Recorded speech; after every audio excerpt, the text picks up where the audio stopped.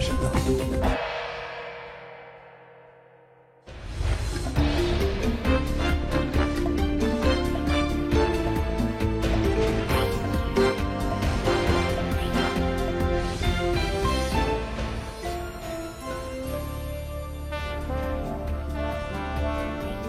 እንዴት ብላችኋል የተከበራችሁ ተመልካቾቻችን? አሁን ከቀኑ 6 ሰዓት ሆኗል። ይህ የኢትዮጵያ ቴሌቪዥን ነው። ዜና ኢትዮጵያ ከመላው ኢትዮጵያ አሁን ተጀምሯል። እስከ 8 ሰዓት ድረስ የሚያቆዩንን የሀገር ውስጥም የውጭም ዘገባዎችን አካተናል። ዜና ኢትዮጵያን እየመራን ነጻነት ፍቅሩና መታሰቢያ ደረጀ አብረናችሁ ቆይታ እናደርጋለን። የሰዓቱን አበይት ጉዳዮቻችንን ደግሞ እናስተዋውቃችሁ።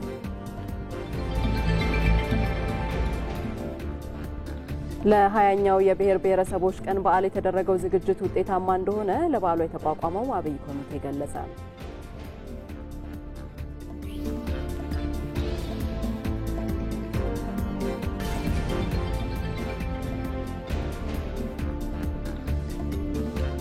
ለሀገራዊ ምክክር መድረኩ አጀንዳዎችን ይፋ ለማድረግ እየሰራ መሆኑን የኢትዮጵያ ሀገራዊ ምክክር ኮሚሽን ገለጸ።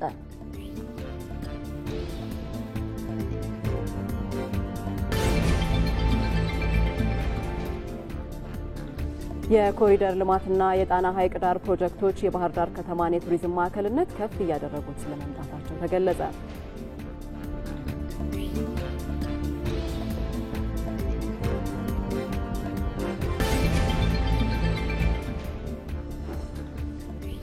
ከውጭ በጋዛ ጸጥታ አስከባሪ እንዲሰማራ በአሜሪካ የቀረበው ምክረ ሀሳብ በቻይናና ሩሲያ ተቃውሞ ገጠመው የሚሉት የሰዓቱ አበይት ጉዳዮቻችን ናቸው።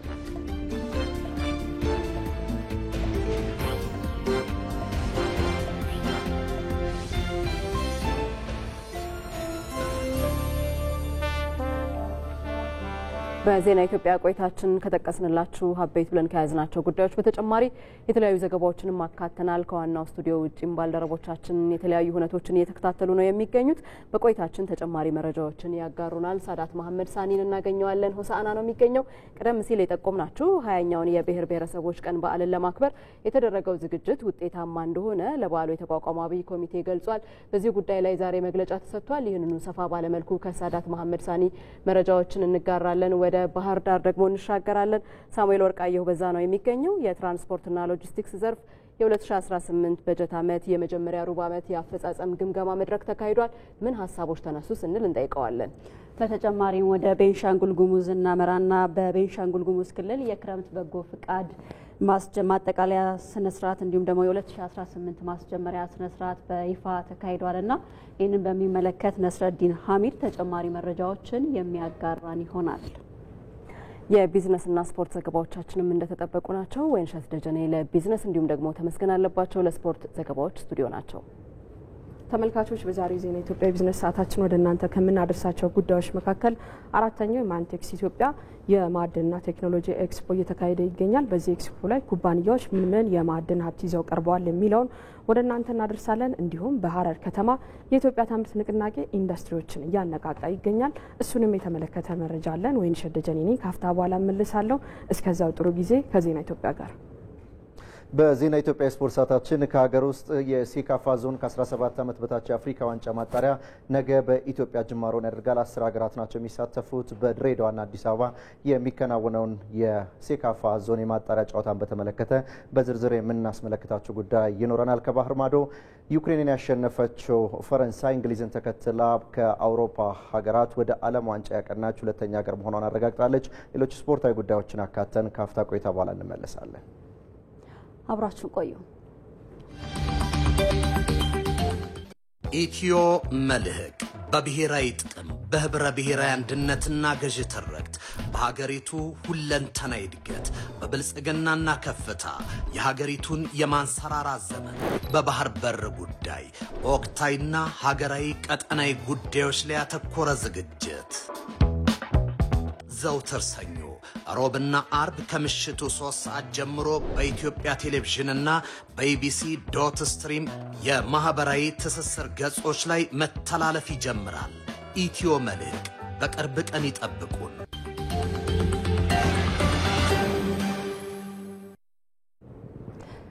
ወደ ቀዳሚ ዜናችን እናልፋለን። የብሔር ብሔረሰቦች ቀን በዓል በሚከበርባቸው ክልሎች ኢኮኖሚያዊ፣ ማህበራዊና ፖለቲካዊ ለውጥ እየተመዘገበ መሆኑን የፌዴሬሽን ምክር ቤት አፈ ጉባኤ አገኘው ተሻገር ገለጹ። በማዕከላዊ ኢትዮጵያ ክልል ሆሳዕና ከተማ ለሚከበረው 20ኛው የብሔር ብሔረሰቦች ቀን በዓል በቂ ዝግጅት መደረጉንም የክልሉ ርዕሰ መስተዳደር እንደሻው ጣሰው ተናግረዋል። በዚህ ጉዳይ ላይ ሳዳት መሐመድ ሳኒ ያዘጋጀው ዘገባ አለ። ባየ ሙላት እንደሚከተለው ያቀርበዋል። ለብሔር ብሔረሰቦችና ሕዝቦች አንድነት እኩልነትና መከባበር ዋስትና የሆነው የኢፌዴሪ ሕገ መንግስት የጸደቀበትን ቀን መነሻ በማድረግ ላለፉት 19 ዓመታት ህዳር 29 ቀን የብሔር ብሔረሰቦች ቀን ሆኖ ሲከበር ቆይቷል። የፌዴሬሽን ምክር ቤት ከክልሎች ጋር በመተባበር በጋራ በሚያዘጋጀው በዚህ በዓል ከለውጡ በፊት በነበረው የእውነተኛ ፌዴራሊዝም መጓደል ጋር ተያይዞ ግቡን የሳተ እንደነበር ይገለጻል። ከሀገራዊ ለውጡ ወዲህ በተደረጉ ማስተካከያዎች በዓሉ ዓላማዎቹን ማሳካት መቻሉን የፌዴሬሽን ምክር ቤት አፈ ጉባኤው አገኘው ተሻገር ይናገራሉ። 19 በዓላት አሳልፈናል። የኢትዮጵያ ብሔር ብሔረሰቦች ቀን ለ19 ዓመታት ተከብሯል። በተለይ ደግሞ ባለፉት 7 የለውጥ ዓመታት በዓሉ በድምቀት እውነተኛ ፌዴራሊዝምን ህዝቦች እንዲያጣጥሙ በእኩልነት ላይ የተመሰረተ ፌዴራሊዝም በክልሎች መብት ላይ ያለምንም ጣልቃ ገብነት ክልሎች ራሳቸውን የሚያስተዳድሩበት ሀብታቸውን የሚመሩበት የክልላቸውን እምቅ ሀብት የሚያውቁበት ባወቁበት ልክ ልማት የሚያረጋግጡበት ሁኔታ በተረጋገጠበት የለውጥ ዓመታት የተከበሩት በዓላት በጣም ትርጉም ያላቸው ናቸው። አፈ ጉባኤው ዘንድሮ በሚከበረው በዓልም ብሔር ብሔረሰቦች ማዕከላዊ ኢትዮጵያን እንዲያውቁት ይደረጋል ነው ያሉት። ማዕከላዊ ኢትዮጵያ ክልል የፌዴራል ስርዓቱ የህዝቦችን ጥያቄ እንደሚፈታ የተረጋገጠበት ነው ሲሉም ገልጸዋል። ብሔር ብሔረሰቦችና ህዝቦች በዓል በወሳኝነት አንዱ ዓላማው የአካባቢውን ልማት ማረጋገጥ ነው። አካባቢውን እምቅ ሀብት ገልጦ ማየት ነው። ህዝቦችን ከህዝቦች ጋር ማገናኘት ነው። እዚህ አካባቢ 10 ብሔር ብሔረሰቦች ነው ያሉት ማዕከላዊ ኢትዮጵያ። ነገር ግን 10 ብሔር ብሔረሰቦች ብቻ ሳይሆኑ ያሉት መላው ኢትዮጵያውያን ብሔር ብሔረሰቦች በማዕከላዊ ኢትዮጵያ ታገኛሉ። የማዕከላዊ ኢትዮጵያ ክልል ርዕሰ መስተዳድር እንደሻው ጣሰው በበኩላቸው በዓሉ ኢትዮጵያን በላቀ ሁኔታ ሊያሳይ በሚችል መልኩ ዝግጅት መደረጉን በተለይም ለበዓሉ መርሃ ግብሮች እንዲሁም ለሚመጡ እንግዶች በቂ ዝግጅት መደረጉን ተናግረዋል። 20ኛው የብሔር ብሔረሰቦች ቀን በዓል ትላልቅ ሀገራዊ ፕሮጀክቶች የተጠናቀቁበት እንዲሁም ሌሎች የኢትዮጵያን ብልጽግና የሚያረጋግጡ ፕሮጀክቶች እንደ ሀገር የተጀመሩበት ወቅት በመሆኑ ለመጪው ተግባራት ኢትዮጵያውያንን ሊያዘጋጅ በሚችል መልኩ መዘጋጀታቸውን ርዕሰ መስተዳድሩ ከኢቢሲ ጋር ባደረጉት ቆይታ ተናግረዋል። በሀገራችን ትልልቅ ፕሮጀክቶች ተጀምረው ያለቁበት ሜጋ ፕሮጀክቶች እንደ ህዳሴ ግድብ አይነት በተጨማሪ ደግሞ ትልልቅ ፕሮጀክቶች የታቀዱበት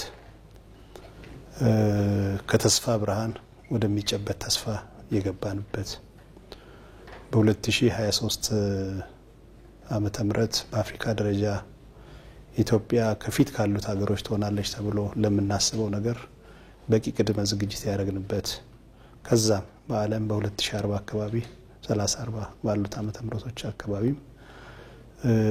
ምሳሌ ከሚሆኑ ሀገሮች መካከል ለመሆን የምንጥርበት ስራ ነውና ይሄ አሁን የምናከብረው ብሔር ብሔረሰቦችና ህዝቦች በዓል ለዚህ ሁሉ ያዘጋጀናል ማለት ነው። የዘንድሮ የብሔር ብሔረሰቦች ቀን ከህዳር 25 ቀን ጀምሮ በተለያዩ ስያሜዎች የሚከበር መሆኑን ከፌዴሬሽን ምክር ቤት ያገኘነው መረጃ ያመለክታል።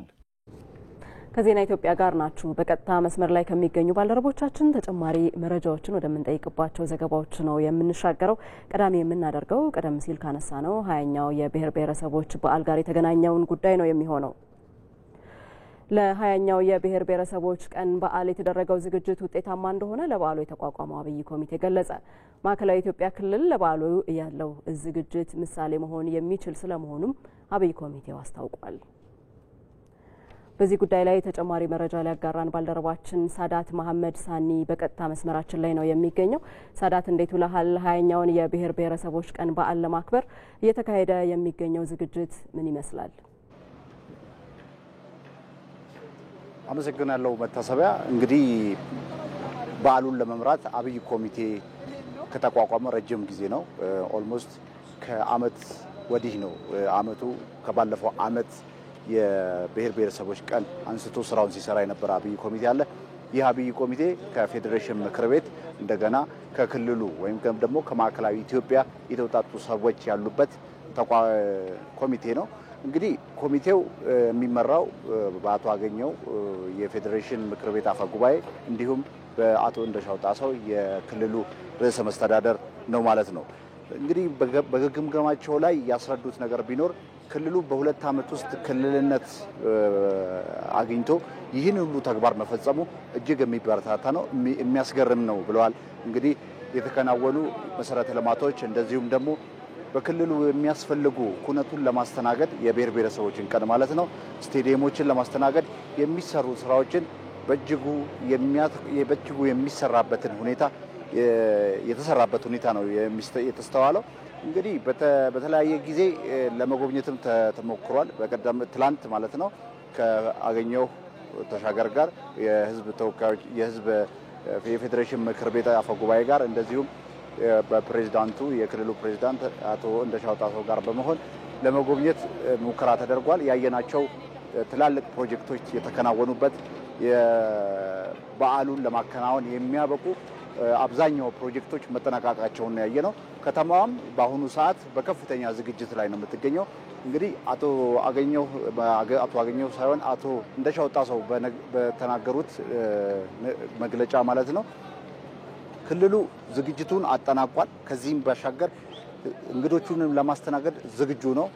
በዓሉ የሚከበርበት ከዚህ ሆሳዕና አንድ ማዕከል በውጪ እንደዚሁም በአንዳንድ የክልሉ ማዕከላት የሚከበሩ በዓሎችም አሉ። በእነዚህ ክልሎችም ወይም ደግሞ ማዕከላት የሚደረጉ ዝግጅቶች መጠናቀቃቸውን ነው የገለጹት።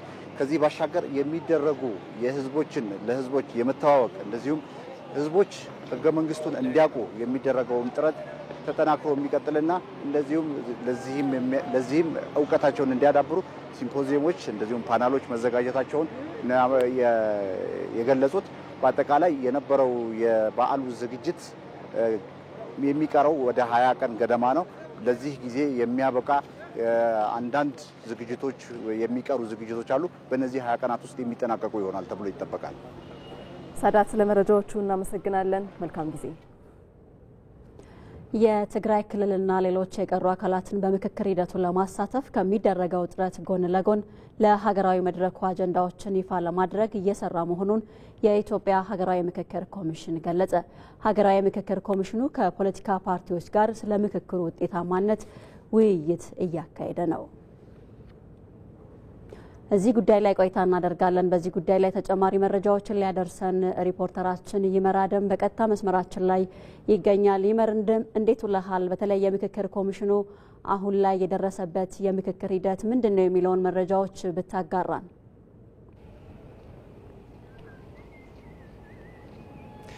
የዲያስፖራውን ማህበረሰብ ጨምሮ የተለያዩ የማህበረሰብ ክፍሎችን በኢትዮጵያ ጉዳይ ያገባኛል፣ ይመለከተኛል፣ የሀገሬ ጉዳይ ነው ብለው የሚሉ ወገኖችን በሙሉ ተሳታፊ ለማድረግ ባለፉት ጊዜያት የኢትዮጵያ ሀገራዊ ምክክር ኮሚሽን የተለያዩ ከፍተኛ የሆኑ ጥረቶችን ሲያደርግ ነው የቆየው። ያው በቅርቡ እንደምናስታውሰውም በውጭ ሀገራት ጭምር በዲያስፖራውን በሀገሩ ጉዳይ ለማሳተፍና የዲያስፖራውን አጀንዳ ለመሰብሰብ ጥረቶች ሲደረጉበት የነበሩ ነበረ። በውጭ ሀገራት እዛ ድረስ ተጉዞ ውይይት የተደረጉበት ነበረ። ዛሬ ደግሞ በዚህ በአዳማ ከኢትዮጵያ የፖለቲካ ፓርቲዎች ጋር የተለያዩ ውይይቶችን እያደረገ ነው የሚገኘው። በዚህ እንግዲህ በቀጣይ ስለ ሀገራዊ ምክክር የሀገራዊ ምክክር ሂደቱ ውጤታማነት ላይ ያተኮረ ነው ውይይቱ። እስካሁን ድረስ ምክክር ኮሚሽኑ በስራቸው ስራዎች አመርቂ ወይም ደግሞ የሀገሬ ጉዳይ በውይይት ይፈታል የሚል ማህበረሰብን ከመፍጠር ጀምሮ የተለያዩ በርካታ ስኬቶችን አስመዝግቧል ብለዋል የዋና ኮሚሽነሩ ፕሮፌሰር መስፍን አርአያ። ነገር ግን እስካሁን በስራቸው ስራዎች ደግሞ ያጋጠሙ ችግሮችም ወይም ደግሞ ተግዳሮቶች አሉ ሲሉ ተናግረዋል። እነዚህ በትግራይ ክልል ያሉ ወገኖችና የተለያዩ ባለድርሻ አካላት በምክክር ሂደቱ አለመሳተፋቸው እንዲሁም ደግሞ ምንም እንኳ ቁጥራቸው ውስን ቢሆንም የተለያዩ የፖለቲካ ፓርቲዎችም ከምክክሩ ሲሳተፉ የቆዩ ከዛ በኋላ ላይ የታቀቡ እንዲሁም ደግሞ በምክክሩ ያልተሳተፉ መኖራቸው እና በትጥቅ ትግል ላይ ያሉ ወገኖች ደግሞ እንደዚሁ ምቹ ሁኔታ ባለመፈጠሩ በምክክሩ ሂደት አለመሳተፋቸው ይህ ለምክክር ስራ ወይም ደግሞ በምክክር ሂደቱ ያጋጠሙ ችግሮች ናቸው ብለዋል። በአብዛኛው እነዚህ ችግሮች እንግዲህ ያጋጠሙት በፖለቲካዊ ችግሮች ናቸው። እናም ለመፍትሄው ፖለቲካዊ የሆነ መፍትሄ መሰጠት አለበት ብሎ ያምናል ብለዋል የኢትዮጵያ ሀገራዊ ምክክር ኮሚሽን። በአጠቃላይ እንግዲህ የፖለቲካ ፓርቲዎችም ይሁኑ ሌሎች የኢትዮጵያ ሌላው ማህበረሰብም በሀገሩ ጉዳይ ያገባኛል የሚል ሁሉ ሀሳቡን አምጥቶ በውይይትና በጠረጴዛ የማይፈታ ነገር የለም። በትጥቅ ትግል ላይ ያሉ ወገኖችም ከዚህ በፊት በተደረገው የሰላም ጥሪ ተመልሰው ወደ ውይይት የመጡበት አለ። አሁንም ያሉት ያንን መንገድ እንዲከተሉ አማራጫቸው መውሰድ ይገባቸዋል ብለዋል። እንግዲህ የፖለቲካ ፓርቲዎችም እስካሁን ድረስ በኢትዮጵያ 80% የሚሆነው የፖለቲካ ፓርቲ በዚህ ምክክር ሂደት ውስጥ እየተሳተፉ መሆናቸውንም ገልጸዋል። የኢትዮጵያ የፖለቲካ ፓርቲዎች የጋራ ምክር ቤት ሰብሳቢ አቶ ሰለሞን አየለም እንግዲህ እንደ ሀገር ሰላምና መረጋጋትን ለማስፈን እስካሁን ድረስ ከመጣንበት መንገድ ለየት ያለ ችግሮችን በውይይት የመመልከት የመፍታት ሂደት በእጅጉ በጽኑ ያምራል የጋራ የፖለቲካ ፓርቲዎች ምክር ቤቱ ብለዋል። ለዚህም በምክክሩ የተሳተፉ ያሉ ብቻ ሳይሆን ያልተሳተፉትም እንዲሳተፉ ትኩረት በመስጠት እነዚህ እንዲሳተፉ የማድረጉ ስራ የሁላችንም ነው የሚል ተናግረዋል። ይመራደም ለመረጃዎች እናመሰግናለን። በቀጥታ መስመር ላይ የሚገኙ ባልደረቦቻችንን ማግኘታችንን እንቀጥላለን። የትራንስፖርትና ሎጂስቲክስ ዘርፉ ለተመዘገቡ ለውጦች የጀርባ አጥንት በመሆን ከፍተኛ ሚና ተጫውቷል ሲሉ የትራንስፖርትና ሎጂስቲክስ ሚኒስትሩ ዶክተር አለሙ ስሜ ተናገሩ። የትራንስፖርትና ሎጂስቲክስ ዘርፍ የ2018 በጀት ዓመት የመጀመሪያው ሩብ ዓመት የእቅድ አፈጻጸም ግምገማ መድረክ የሴክተር ጉባኤ በባህር ዳር ከተማ እየተካሄደ ይገኛል። ይህንኑ የግምገማ መድረክ እየተከታተለ የሚገኘው ባልደረባችን ሳሙኤል ወርቃየው ደግሞ ተጨማሪ መረጃዎችን ሊያጋራን በቀጥታ መስመራችን ላይ ተገኝቷል። ሳሙኤል እንዴት ውለሃል? የሀገሪቱን የብልጽግና ጉዞውን ለማድረግ የትራንስፖርትና የሎጂስቲክስ ዘርፉ ሚናውን እንዲወጣ በዘርፉ ምን አይነት የለውጥ ስራዎች እየተሰሩ ነው ተባለ? በዚህ ላይ የተነሱ ሀሳቦችን እስቲ ያጋራን። መልካም አመሰግናለሁ። ቀደም ሲል እንዳነሳሽውም የትራንስፖርትና ሎጂስቲክስ ዘርፍ የ2018 በጀት ዓመት የመጀመሪያ ሩብ ዓመት እቅድ አፈጻጸም ሚኒስትሩ በተገኙበት ማለት ነው በአማራ ክልል በባህር ዳር ከተማ መካሄድ ጀምሯል። በዚሁ የግምገማ መድረክም የክልሎችን የትራንስፖርትና ሎጂስቲክስ አመራሮችን ጨምሮ የጠቅላይ ሚኒስትር ጽሕፈት ቤት ተወካዮች እንዲሁም ሌሎች ባለድርሻ አካላት ተገኝተው ነው እንግዲህ የውይይት መድረኩ እየተካሄደ የሚገኘው። በዚህ የውይይት መድረክ መልእክት ያስተላለፉት ወይም መክፈቻ ንግግር ያደረጉት የትራንስፖርትና ሎጂስቲክስ ሚኒስትሩ ዶክተር አለሙ ስሜ በተለይ ለአንድ ሀገር የኢኮኖሚና ለማህበራዊ ዘርፍ መሳለጥ የትራንስፖርትና ሎጂስቲክስ ዘርፉ ከፍተኛ ሚና እንደሚጫወት አንስተዋል። ላብነት ብናነሳም በተለይ ኢትዮጵያ የብልጽግና ጉዟን እውን ለማድረግ የትራንስፖርትና ሎጂስቲክስ ዘርፉ ከፍተኛ ሚና መጫወቱን ነው የገለጹት። በዚህም በተለይ ሀገሪቱ ያከናወነቻቸው በሚገኙ የልማት ስራዎች ሁሉ በማሳለጥ እንዲሁም የተለያዩ ዘርፎችን በታዩ ለውጦች ሁሉ በማስመዝገቡ ረገድ ለሚታዩ ለውጦች ሁሉ በተለይ ይህ ዘርፍ የጀርባ አጥንት ሆኖ ያገለገለና ከፍተኛ ሚና እየተጫወተ እንደሚገኝ ነው እንግዲህ የገለጹት። ይህንን ለማዘመንና የማሻሻል በርካታ ስራዎች መሰራታቸውም ተናግረዋል። የትራንስፖርትም ይሁን የሎጂስቲክስ ዘርፉን በቴክኖሎጂ የማስደገፍ በዲጂታላይዜሽን አሰራር የማስደገፍና ሌሎችም ስራዎች እየተከናወኑ እንደሚገኙም ነው የገለጹት። ከዛ ባሻገር የዚሁ የለውጥ አንድ አካል የሆነችው ጣናነሽ ሁለት ጀልባ እንግዲህ ከወራት በፊት እንደምናስታውሰውም ከጅቡቲ ወደብ ተነስታ ባህር ዳር ከተማ ገብታ አገልግሎት መስጠት መጀመሯ የሚታወስ ነው። ታዲያ በዚህች የጀልባ ጉዞ ውስጥ በተለይ የኢትዮጵያውያን አንድነት የታየበት ነው ብለዋል። በርካታ ክልሎች ከአንዱ ክልል ወደ አንዱ ክልል በማሸጋገርና በመሸኘት በኩል በተለይ በጀልባ ጉዞ የነበረው ትስስር አንድነት ማሳያ ነው ብለዋል። በዚሁ ሁሉ የተሳተፉ አካላትንም ጭምር እንግዲህ አመስግነዋል ማለት ነው። ይቺ ጀልባም በተለይ ለትራንስፖርትና ሎጂስቲክስ ዘርፉን ለማሳለጥም የበኩሏን አስተዋጽኦ ታበረክታለች ተብሎ እንደሚጠበቅም ነው በዚሁ የውይይት መድረክ ላይ ያነሱት ማለት ነው።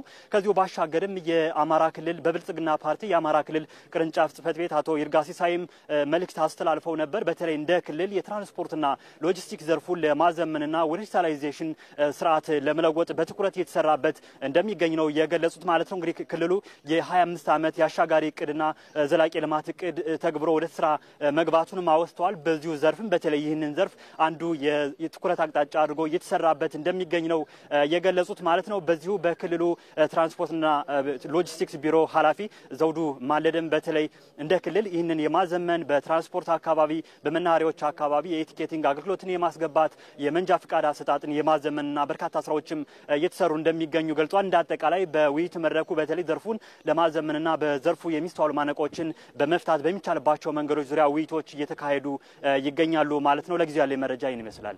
ሳሙኤል ስለ መረጃዎቹ እናመሰግናለን። መልካም ጊዜ። በቤንሻንጉል ጉሙዝ ክልል የክረምት በጎ ፍቃድ አገልግሎት ማጠቃለያና የ2018 በጀት ዓመት የበጋ ወራት በጎ ፍቃድ አገልግሎት ማስጀመሪያ መርሃ ግብር ተካሂዷል። በመድረኩም በክረምት ወራት የተከናወነው የበጎ ፍቃድ አገልግሎት ተሳትፎ በበጋ ወራትም ተጠናክሮ እንዲቀጥል ጥሪ ቀርቧል። እዚህ ጉዳይ ላይ ቆይታ እናደርጋለን። በዚህ ጉዳይ ላይ ተጨማሪ መረጃ ሊያደርሰን ሪፖርተራችን ነስረዲን ሐሚድ በቀጥታ መስመራችን ላይ ይገኛል ከአሶሳ ስቱዲዮ። ነስረዲን እንዴት ቆየ? በተለይም ደግሞ በክልሉ ከክረምት በጎ ፍቃድ አገልግሎት ጋር ተያይዞ የተሰሩ ስራዎች ምንድናቸው? ምን ይመስላሉ? የሚለውን መረጃዎችን ብታጋራ።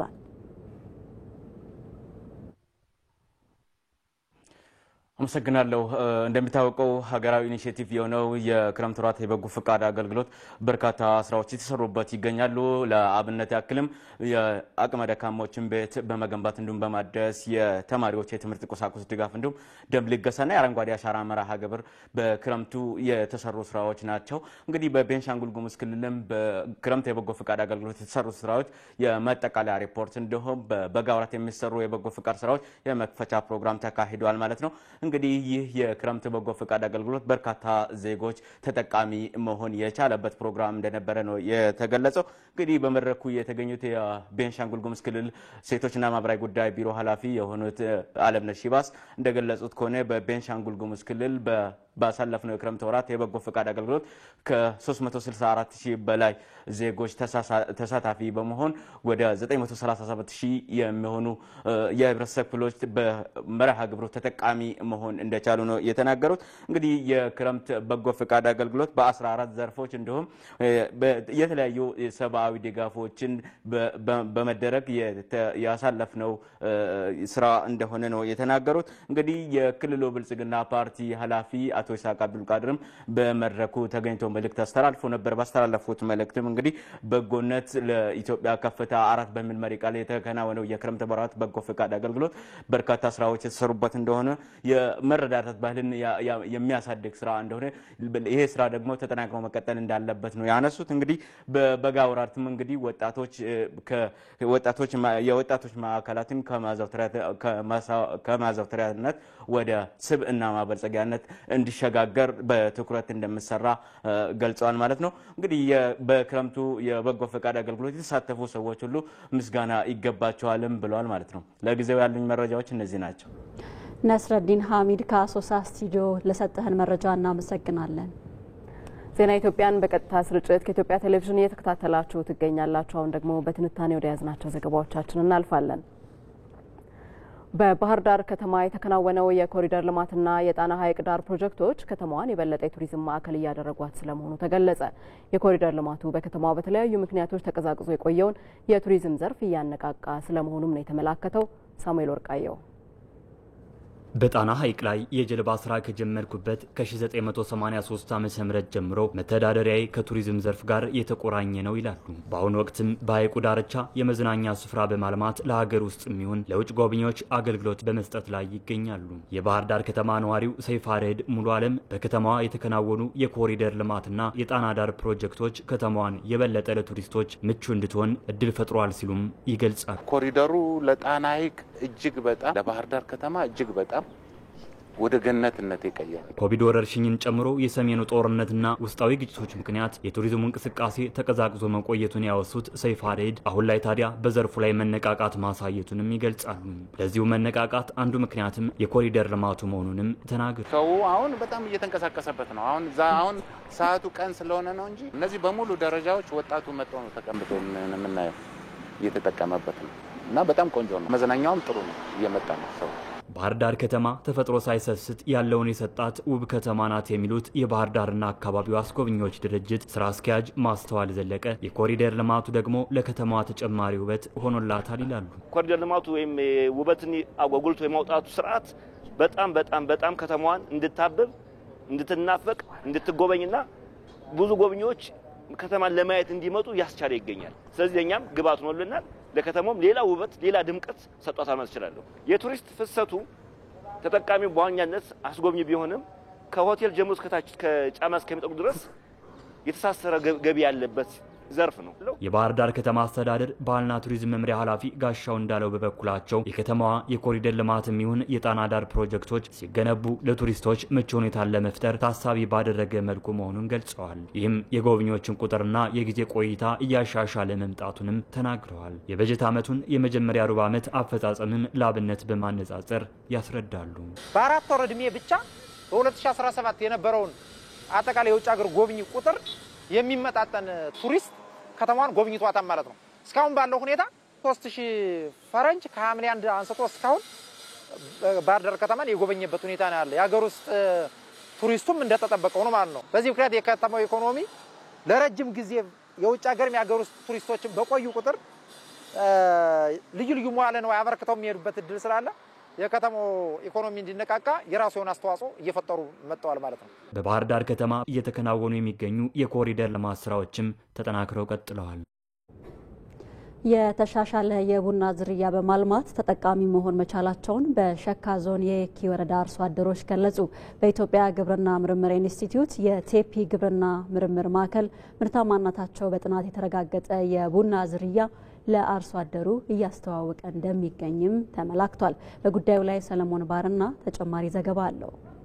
ኢትዮጵያ በዓለም ገበያ ከምትወዳደርባቸውና ከፍተኛ የሆነ የውጭ ምንዛሬ ከምታገኝባቸው ምርቶች መካከል ቡና በግንባር ቀደምትነት ይጠቀሳል። ከዘርፉ እየተገኘ ያለውን ኢኮኖሚያዊ ጠቀሜታ ይበልጥ ለማጎልበት አምራች የሆኑ አካባቢዎች ቡናን በብዛትና በጥራት እንዲያመርቱም እንደ ሀገር ውጤታማ ስራዎች እየተሰሩ ይገኛሉ። በኢትዮጵያ ግብርና ምርምር ኢንስቲትዩት የቴፒ ግብርና ምርምር ማዕከልም የአካባቢን ስነ ምህዳር ያማከሉና ውጤታማ የሆኑ የቡና ዝርያዎችን ለአርሶ አደሮች እያሰራጨ ነው። በዚሁ ሂደት ተጠቃሚ የሆኑ በሸካ ዞን የኪ ወረዳም የአላሞ ቀበሌ አርሶ አደሮች ውጤታማ የሆነ ስራ በመስራት ላይ እንደሚገኙ ገልጸዋል። ቴፒ ግብርናና ምርምር ማዕከል ዘሩን ሰጥቶን እዚህ ማሳ ላይ እንደምታዩት ውጤታማ የሆነ ስራ እየሰራን እንገኛለን ማለት ነው። እኔ ይሄ ቡና ቢያንስ 2 ኩንታል ለቅሜ እውላለሁ በጀንፈል ማለት ነው። ያኛው ግን 50 ኪሎ አለቅ ነው። በሄክታር እስከ 22 ኩንታል የታጠበ ቡና በማግኘት ላይ እንደሚገኙ የገለጹት አርሶ አደሮቹ ተሞክሯቸውን ለሌሎች ለማስፋፋት አሁን ላይ ዘር የማዘጋጀት ስራ እየሰሩ እንደሚገኙ ማብራርተዋል። ከዚህ በፊት የነበረው የቡና ዝርያ ቁመቱ እንደዚህ አይደለም፣ በጣም ረጅም ነው። ምናልባት በመሰላል ወጥተህ ካልሆነ በስተቀር የምትለቅምበት አግባብ የለም። የታጠበ ለውጭ ገበያ የሚቀርብ በሄክታር እስከ 22 ኩንታል ገደማ እየተለቀመለት የሚገኝ የቡና ዝርያ ነው። በቴፒ ግብርና ምርምር ማዕከል የቡና ተመራማሪ ዋቁማ መርጋ እንደሙሉት ውጤታማነታቸው በምርምር የተረጋገጡ የቡና ዝርያዎችን ለቆላማ አካባቢዎች ተደራሽ የማድረግ ስራ እየተሰራ ይገኛል ብለዋል። እዚህ አካባቢ አየሩን ቆላማ በመሆኑ እነሱ አርሶ አደሮቹም ሙሉ ፓኬጅ በመጠቀሙ ያው ቡና በ2 ዓመት ምስራች የሚሰጠውን እነሱ ጋር በ1 ዓመት የምስራች ሰጥተዋል። ያረጁ የቡና ተክሎችን ምርታማነታቸው በምርምር በተረጋገጡ ዝርያዎች ለመተካትና ምርታማነትን ይበልጥ ለማጎልበት በትኩረት እየተሰራ እንደሚገኝ የገለጹት የቴፒ ግብርና ምርምር ማዕከል ዳይሬክተር ዶክተር ደረጀ ቱሉ ናቸው። ምዕራብ ላይ ያረጁ ቡናዎች ናቸው። ፍሬም ብዙ ምርታማ ማይሰጡ ናቸው። እነዚህን ደግሞ በአዲስ ዝርያ መተካት ለዛ ስለያዝ ይሄንኑ እነሱን አደራጅተን ሙሉ እነዚህ ደግሞ ሙሉ ሽግኙ ሙሉ ከኛ ነው የሚሄዱ የመጀመሪያ ማሳያ ስለሆነ ነው። እነዚህ ቡናዎች ሲደርሱ አዳዲስ ዝርያ ስለሆኑ ቀጣይ ለሌሎቹ ደግሞ እንደ ዘር ምንጭ እነሱ ያቀርባሉ ማለት ነው። በደቡብ ምዕራብ ኢትዮጵያ ህዝቦች ክልል በየዓመቱ በአማካይ 240,000 ቶን ቡና የሚመረት ሲሆን ከዚህም ውስጥ ከ54,000 ቶን በላይ የቡና ምርት ለዓለም ገበያ እየቀረበ ይገኛል። አሁን ደግሞ ወደ ውጪ አጭር ዘገባችን እንሻገራለን። በጋዛ ጸጥታ አስከባሪ እንዲሰማራ በአሜሪካ የቀረበው ምክረ ሀሳብ በቻይናና ሩሲያ ተቃውሞ ገጥሞታል። ተቃውሞው የአሜሪካው ፕሬዝዳንት ዶናልድ ትራምፕ ለማቋቋም ያሰቡት የሰላም ቦርድ ረቂቅ የፍልስጤም ሽግግር መንግስትነትን ሚና በውል የሚያሳይ አይደለም በሚል ነው። በአሜሪካ የቀረበው ምክረ ሀሳብ ተቃውሞ የገጠመው ከቻይናና ሩሲያ ብቻ ሳይሆን ጋዛ ከደረሰባት ውድመት በኋላ የፍልስጤም የሽግግር መንግስት የሚቋቋምበት ሁኔታና የሚኖረው ሚና ላይ ጥርጣሬ ያለን በሚሉ የአረብ ሀገራትም ጭምር ነው። ዘገባው የቲአርቲ ነው። ተመልካቾቻችን አሁን ደግሞ በተመራረጡ የቢዝነስና የስፖርት ዜናዎች ጋር ቆይታ የምታደርጉበት ሰዓት ነው። ካፍታ በኋላ ተመልሰን እንገናኛለን።